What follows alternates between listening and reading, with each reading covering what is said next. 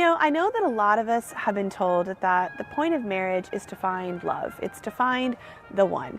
And it's not that that isn't true. It's not that we're not supposed to look for love. And it's not that I don't want you to be searching for love and romance in your relationship. It's just that I think that marriage serves a much bigger goal than just the way we understand the LOVE word. Because I don't want to say it's a bigger goal than love, because I think love in and of itself is something that we often don't explore, we don't understand, we don't know what its purpose and its role is. And the reason I bring this up is because whenever you have a relationship between two people who come together, you're going to have issues, you're going to have struggles, you're going to have some problems. But if in your mind you kept thinking all the time that the goal in and of itself was love, and what I mean by that was simply the emotion and feeling of being in love, that the goal of marriage was that you would always feel, in love, you would always feel feelings of love, you would always feel happy, you would always feel attracted to each other, then you've missed something. And when you miss that big something, you're going to perhaps be in a lot more suffering and pain and misery and have a lot more disappointment and hurt, simply because you're not seeing the bigger picture. So I want to invite you right now to consider, what is the greater purpose of marriage and love? Assalamu alaikum, this is Meghan Wyatt, founder of Wives of Jenna. I work with women all the time in coaching, and I work with couples in coaching, and of course I interact with a lot of you on my Facebook page and in my email list and people that have opted in for my ebooks. And of course, being someone that helps people in relationships, I'm going to hear about problems all the time. And that's not an issue. What I'm really looking at is, and of course we're going to have issues, right? Because we're humans, we struggle.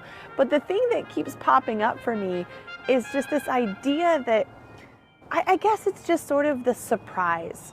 The surprise that marriage would be this hard, or the surprise that, your spouse would let you down, or the surprise that, just things didn't go the way you wanted them to go. And the surprise that sometimes you feel lonely, and the surprise that, you fight over little things and big things. And I think that those surprises are part of what creates, more pain than necessary.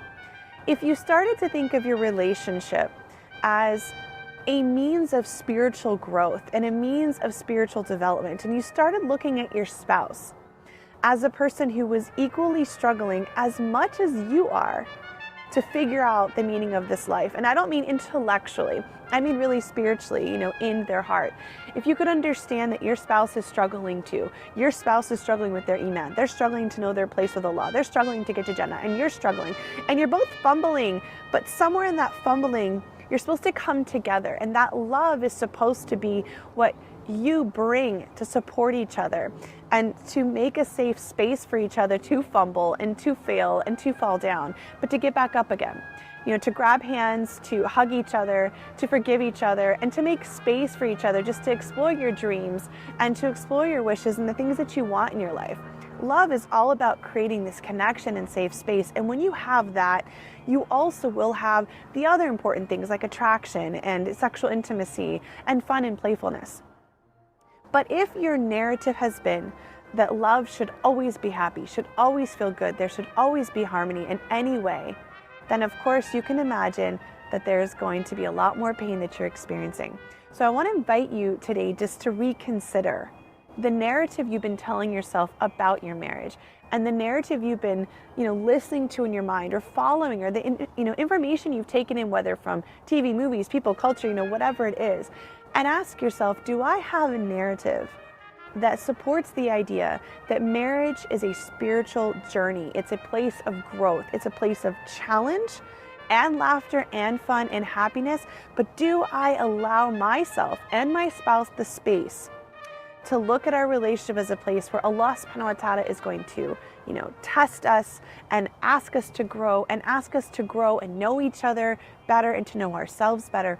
When you start to make that shift in your focus, a lot of other things shift too. So consider that just kind of your deep thought for today, and see how it compares to maybe some of the things you've been focusing on, and let me know what you think. Take care. Assalamu alaikum.